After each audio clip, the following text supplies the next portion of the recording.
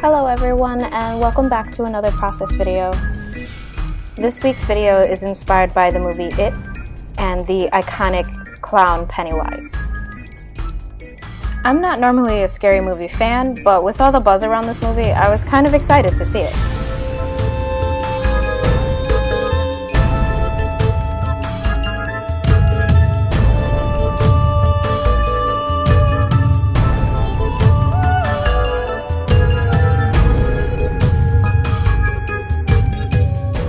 Now, my favorite part of this painting was working on the hair. It's usually my favorite part of the painting, but this style was just so different from what I normally do for hair. It took a little bit of thought in figuring out how her dreads were gonna kind of wrap and intertwine around themselves to give it a kind of serpentine vibe.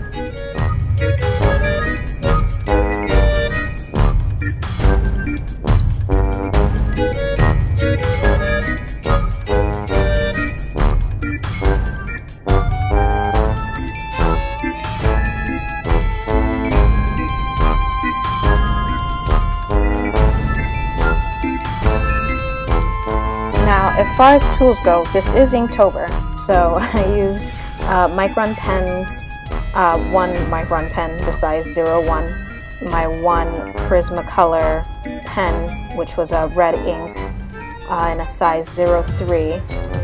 This that you're seeing now is my Frisket, which is masking fluid. I use it in a lot of paintings. It just helps to mask off the area so that way I can do the background without getting my character wet. Then I also used some Speedball ink in red and the Speedball ink in black to do the background and to color the balloons. I added a bit of water to the ink so I could get a diluted wash with different levels of darkness. So I wanted to go from darker to lighter, but not like a solid wash. So I also threw down some salt and let that dry. I splattered some ink on there just to get different textures. I wanted it to be kind of messy and hectic in the background. Coming up, you'll also see that I used the color palette from last week's Inktober. It's a range of goldeny amber tones that I added a little bit more red to give her that fire red hair, just like the character Pennywise has in the movie. Lastly, I added my metallic gold ink on her bodice, just to differentiate the color of her chest from the color of her dress. And here's where I began the shading for her hair. I tried to show layers by making the hair towards the front lighter and then doing darker washes as the hair receded toward the back. Then once the values were in place, I just went over everything with the orangey red ink wash.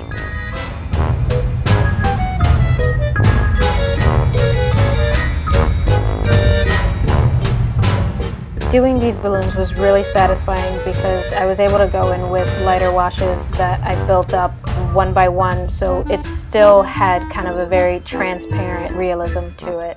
I really love the way they turned out.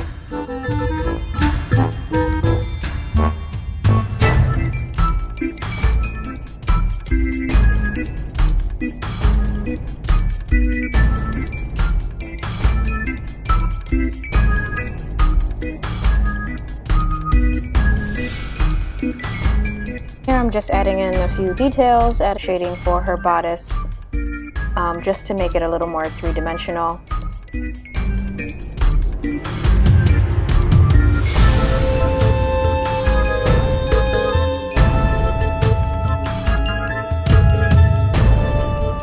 Then here's where I start to add the white highlights. This is the one thing in this whole painting that is not ink. It's actually white gouache from Winsor and Newton, but it was just the perfect thing to add in the white ribbons as well as the highlights for the balloons. I like that I was able to make it a little bit transparent so you could still see shade of pink peering through. I just diluted the gouache a little.